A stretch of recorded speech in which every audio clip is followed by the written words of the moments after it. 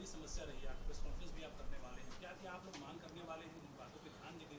देखिए, आज हम लोग बस्तर जा रहे हैं और बस्तर में बड़ी प्रेस कॉन्फ्रेंस होगी। बस्तर की जनता का सवाल होगी। हम देश के गृह मंत्री से पूछेंगे 15 साल की सरकार की नाकामी और अभी वर्तमान केंद्र सरकार ने बस्तर को क्या दिया। ये सब मुद्दों को लेकर कुछ सवाल है जो बस्तर वासियों के सपने थे, बस्तर वासियों के सवाल थे, उसको लेकर आज बस्तर में जगदलपुर में बड़ा प्रेस कॉन्फ्रेंस होगा। उसके लेके हम लोग यहाँ से आज जाने वाले हैं। के पीछे माना जा रहा है कि आदिवासी वोट बैंक को बांटा जाएगा, कहा जा रहा है। आरोप पत्र नहीं है वो, भारतीय जनता पार्टी की झूठ की पुलिंदा है वो।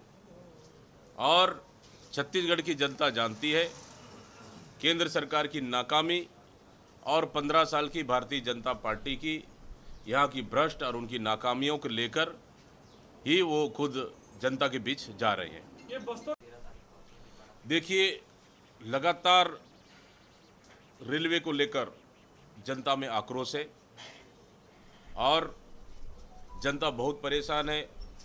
ट्रेनें लगातार बंद हो रही है, यहाँ के सांसद कुछ बोल नहीं रहे हैं।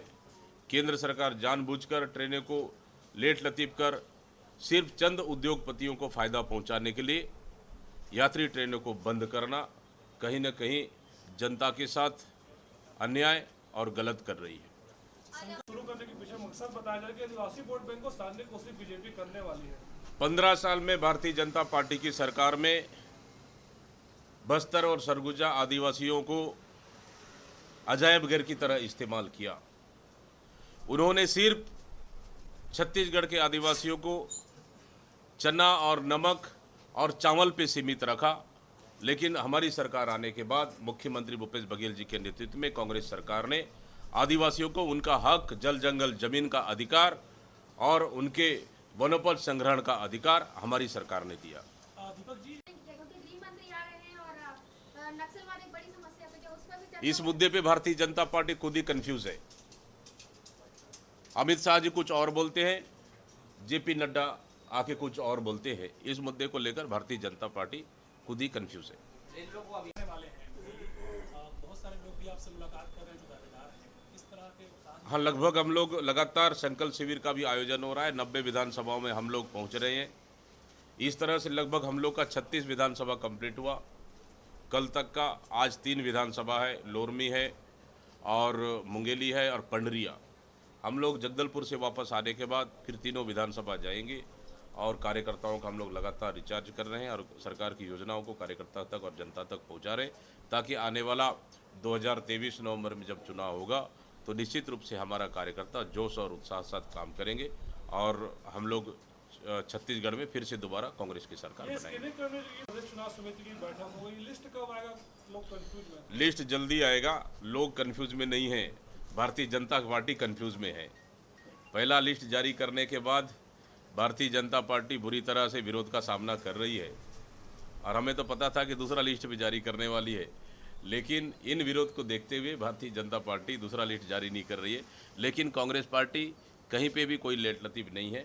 हम विधिवत नियम से चल रहे हैं और आने वाला सही समय में और सही प्रत्याशियों की कांग्रेस पार्टी घोषित करेगी।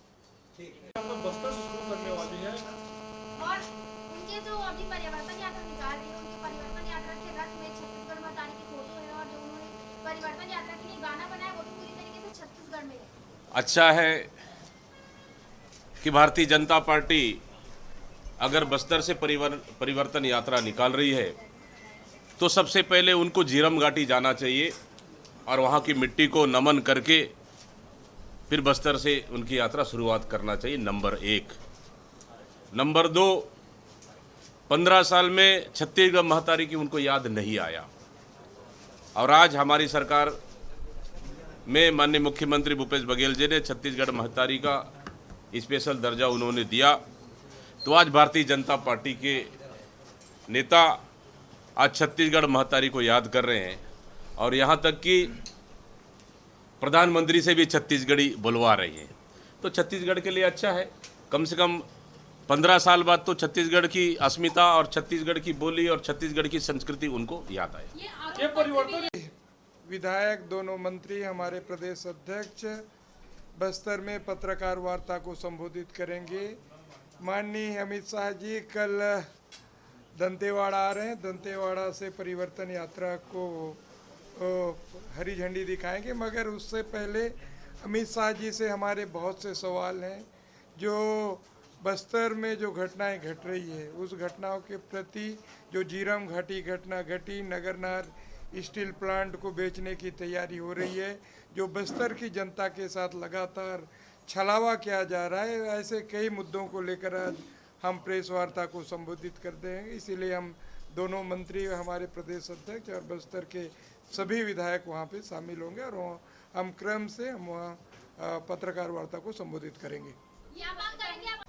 अमित शाह से हमारी स्पष्ट मांग होगी कि जिस उद्देश्य को लेकर नगरनार स्टील प्लांट बस्तर वासियों का सपना था, उस सपना को बेचने का काम किया है। बस्तर की जनता इस उद्देश्य से, इस विश्वास के साथ जमीन दी थी कि एनएमडीसी का नगरनार स्टील प्लांट है, सरकारी उपक्रम का प्लांट है, मगर वो बनने से पहले, शुरुआत होने से पहले बस्तर के सपनों को ध्वस्त करने का काम कर रहे हैं। ये दावेदारों के ये 15 साल में छत्तीसगढ़ को जानते नहीं थे। ये व्यापारी लोग चलाने वाले लोग, अमर अग्रवाल, बृजमोहन अग्रवाल, तुम्हारा राजेंद्र मूढ़त, ये बाहरी लोग कर दिए, छत्तीसगढ़ को भूल गए थे। भूपेश बघेल एक मुख्यमंत्री है छत्तीसगढ़िया, छत्तीसगढ़ का गाना, छत्तीसगढ़ का गौरव, 30 त्योहार, आदिवासी विश्व दिवस, ये क्यों नहीं किए भाई? बस्तर के लोग नहीं पूछेंगे 15 साल में विश्व दिवस का छुट्टी नहीं, क्यों नहीं? हमारा आदिवासी लोगों का देवी देवता का गुड़ी क्यों नहीं बनाए? जब बस्तर की जनता को हमको बताना है, इसलिए हम लोग कल पत्रकार वार्ता करेंगे, इसको दस्त करेंगे। 12 का 12 सीट कांग्रेस पार्टी जीतेगा। Thank you.